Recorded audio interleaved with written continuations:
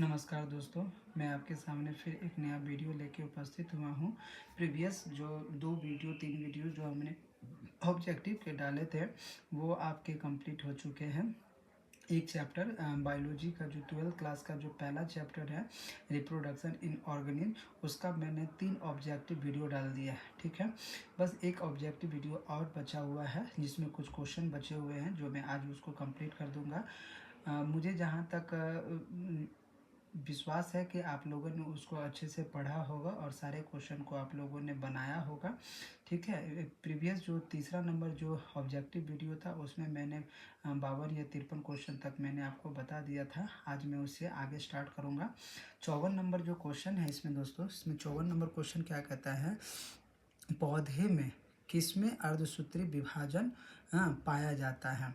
अर्धसूत्री विभाजन का मतलब होता है कि अर्धसूत्री आधा आधा हो जाना। जैसे मान लीजिए अगर 2x है तो ये टूट के क्या करेगा, x में बढ़ जाएगा। इसी को हम लोग क्या कहते हैं, अर्धसूत्री विभाजन कहते हैं। जैसे रूट टिप्स हो गया, परागकण हो गया, स्टेम टिप हो गया या परागकोश हो गया। तो किसमें जो है आप देखते हैं कि ये अर्धसूत्री विभाजन होता है।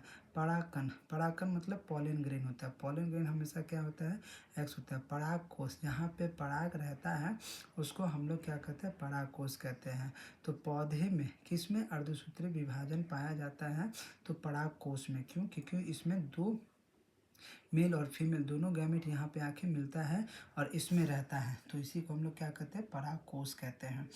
अगला क्वेश्चन क्या है, कौन सा द्विलिंगी जानवर है। द्विलिंगी मतलब क्या होता है, बाइसेक्सुअल। ठीक है, कौन सा जो है द्विलिंगी जानवर होता है, यानी वैसा जानवर जिसमें मेल और फीमेल दोनों बॉडी क्या होते हैं, पाए जाते हैं, उसी को हम लोग क्या कहते हैं, द्विलिंगी कहते हैं।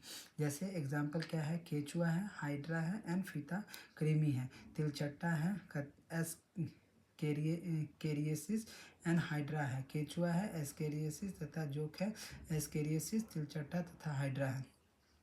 तो आप देखिएगा कि द्विलिंगी जानवर, हमने आपको पहले ही बता दिया था कि जो केचुआ जो होता है वो क्या होता है, द्विलिंगी, हाइड्रा एंड फीता कृमि, ये दोनों चीज़ जो क्या होता है आपको द्विलिंगी जानवर में पाया जाता है। ठीक है, अगला क्वेश्चन क्या है आपका, अगला क्वेश्चन है, किसी छोटे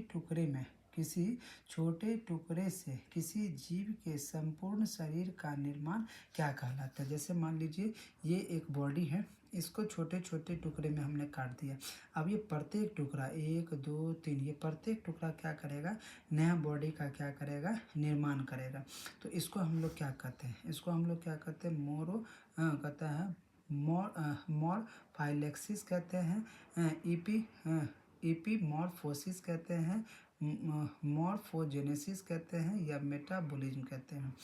जैसे यह जो पूरा जो प्रोसेस होता है, जैसे प्रत्येक छोटे छोटे कण से जो बनता है उसको हम लोग क्या कहते हैं, फैलेक्सिस कहते हैं। क्या कहते हैं, मॉर्फोलेक्सिस कहते हैं। निम्नलिखित में कौन सा सही क्रम है। अब ये देखिए 58 नंबर जो है ये आपको बताना है कि निम्नलिखित में कौन सा सही क्रम है। युग्मनज, युग्मक जनन, कहता है संयुग्मक भ्रूण जनन या युग्मज। क्या होता है, संयुग्मक, युग्मक जनन, युग्मज या भ्रूण जनन। ठीक है, युग्मक जनन, संयुग्मक, युग्मक एंड भ्रूण जनन होता है।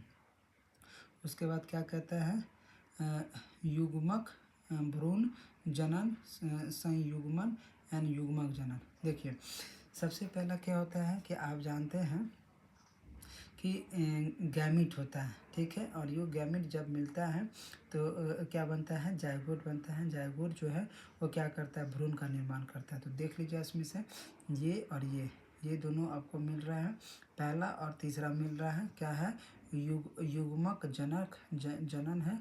युग्मक जनन क्या किया, संयोग किया, तो क्या बनाया, जायगोट, और जायगोट क्या बना दिया, आपको भ्रूण का निर्माण कर दिया। तो इसका आंसर क्या हो जाएगा, सी हो जाएगा। ठीक है, अगला क्वेश्चन देखिएगा 59 में।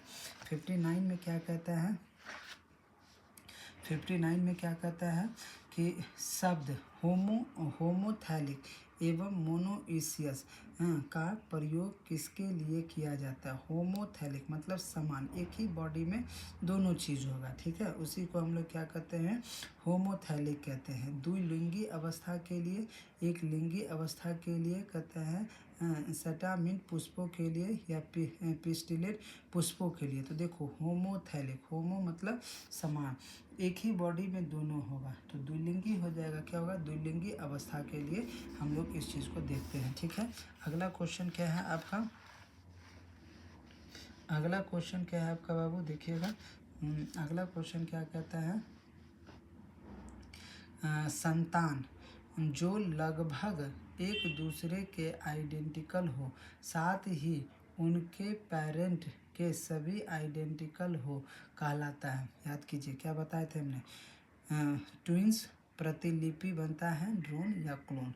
याद कीजिए, एसेक्सुअल रिप्रोडक्शन में हमने आपको बताया था कि ये क्या बनाता है? क्लोन बनाता है। इसमें क्या हो जाएगा? क्लोन जो होगा वो सेम अपने ही पेरेंट के तरह क्या होगा? हम शकल होगा, ठीक है, उसमें कोई तरह का चेंजिंग नहीं होगा, कोई वेरिएशन नहीं होगा, जो जैसा उसका पेरेंट होगा सेम टू सेम वही उसी तरह का ये जीव बन जाएगा, ठीक है। तो दोस्तों हमने आपको ये टोटल 60 ऑब्जेक्टिव मैंने फर्स्ट चैप्टर का आपको बताया है। इसके अलावा भी और भी सारे ऑब्जेक्टिव होते हैं, आप जैसे जैसे पढ़िएगा वैसे वैसे आप इसको बनाइएगा।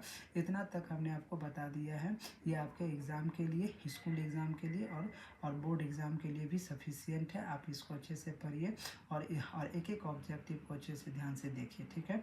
अब जो मैं इसके बाद जो है मैं नया चैप्टर स्टार्ट करूँगा, ठीक है। दूसरा जो अध्याय है रिप्रोडक्शन इन फ्लावर, वो मैं स्टार्ट करने वाला हूँ, ठीक है दोस्तों। तो आप लोग से निवेदन है कि आप इस आप इस वीडियो को ज़्यादा से ज़्यादा लाइक करें, शेयर करें और इसको आप अपना प्यार दें, ठीक है। और इसको उन बच्चों तक पहुँचाएँ जो उनको ये स्टडी इस तरह से नहीं मिल पा रहा है। धन्यवाद दोस्तों, गुड नाइट, बाय।